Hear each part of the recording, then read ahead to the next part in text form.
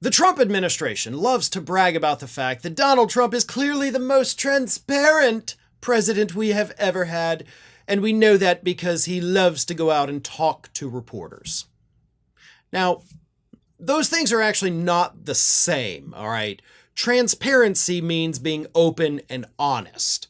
Two things that Donald Trump has no idea how to be. He is not open, he is not honest, he is not telling people what's really happening.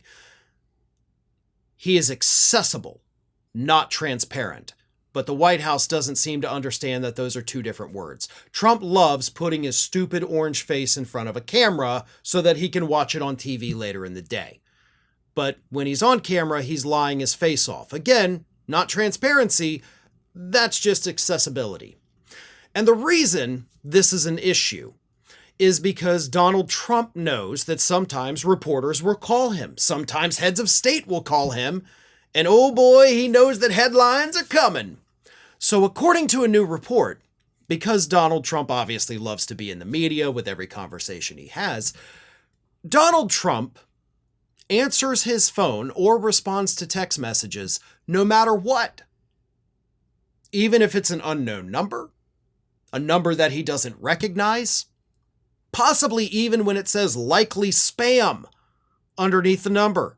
Donald Trump picks up that phone each and every time. And this new report from Axios says that his own staffers are terrified by this because they think it leaves him open to scammers, which would be hilarious, or worse, spies. And they have reason to be concerned. Recently, the FBI uncovered a spoofing scam where Susie Wiles, Donald Trump's chief of staff, had her voice impersonated by AI. And this spoofer was calling members of the administration pretending to be Susie Wiles, and they believed it. So Donald Trump's habit of answering his phone, regardless of what the number is, regardless of if he knows who it is or if he's expecting a call, is sending his staffers into a frenzy because they're worried somebody's going to end up using AI to spoof somebody he, works with, and he'll just give them everything they've ever wanted to know. Look, I don't mean this to be offensive to anybody, so please don't take it as such. But these are scams that typically are used to target the elderly. And Donald Trump is elderly by definition.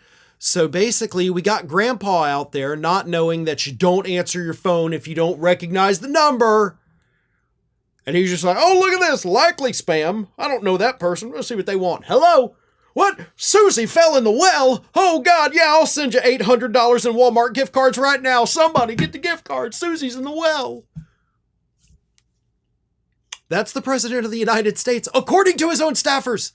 That's what they believe. That's what they're afraid of. But get this, all right? Stephen Chung, right? That little goblin. So when Axios is doing this story about how Donald Trump is, right on the cusp of falling victim to scammers or spies, Stephen Chung responded to Axios' reporting and said this: President Trump is the most transparent and accessible president in American history. World leaders, heads of state, elected officials, and business titans all reach out to him because they know America is back under President Trump's leadership. Whereas Joe Biden was hidden and sheltered by his handlers because he was a total embarrassment and bumbling idiot during his time in office. When you're the president of the United States, accessibility to a degree is good. Being constantly accessible, answering phone calls on your personal cell phone that you don't recognize, when you know that this administration has already fallen victim to spoofing scams, that's just stupid.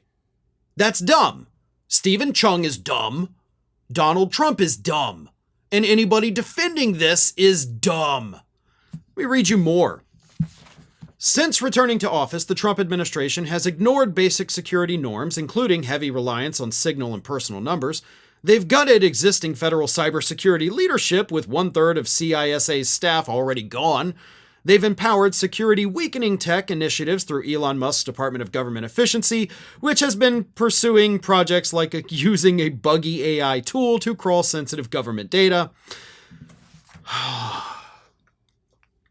Somebody take Grandpa's phone away. Somebody needs to take Grandpa's phone away and teach him about phone safety. If you don't know the number, don't answer the call. If it sounds like a weird version of somebody's voice that you kind of recognize, don't trust it. But not for Trump. Because that call he doesn't take, that could be a reporter saying, we've just nominated you to be the person of the year and we want to give an interview, and then Trump would miss out. He's not going to do it.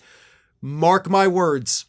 Before it's all over, a foreign country will use these AI spoofs to get some kind of sensitive information from this moron. And when they do, Trump will defend it, and you'll have Stephen Chung the Goblin and Caroline Levitt the Liar also out there defending it like this is probably the greatest thing that ever happened. Thank you, everyone, for your continued support of us here at Fair and Balanced, and I want to introduce something completely new. We have now opened up memberships for our fans. And by signing up and becoming a member, you not only get exclusive early access to each day's videos, so you will get to see them a day before the general public, but you will also qualify for badges, emojis, special little icons. So please, we encourage everyone, if you want to help support the channel, please think about signing up and becoming a member. It is your support that helps keep us going. So thank you all very much. Check out the perks of membership, and I hope to see you all as members very soon.